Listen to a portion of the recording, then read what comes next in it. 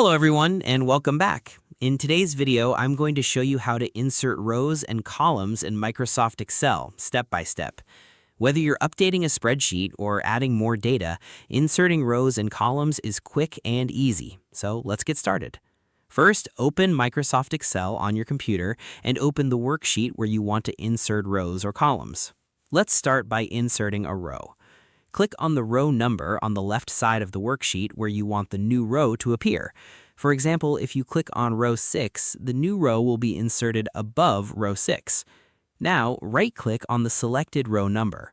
From the menu that appears, click on Insert. Excel will instantly insert a new blank row above the selected row. If you need to insert multiple rows, simply select the same number of rows first, then right-click and choose Insert. Excel will add that many new rows.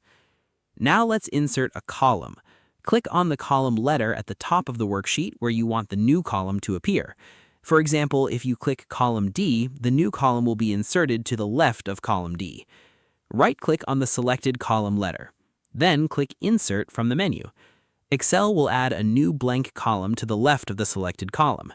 To insert multiple columns, select multiple column letters, right-click, and choose Insert. Excel will insert the same number of new columns. You can also insert rows and columns using the Excel ribbon.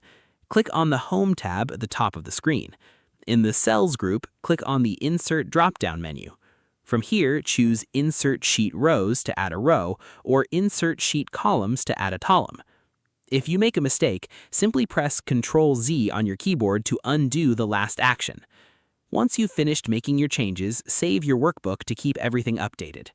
And that's it. You've successfully learned how to insert rows and columns in Microsoft Excel.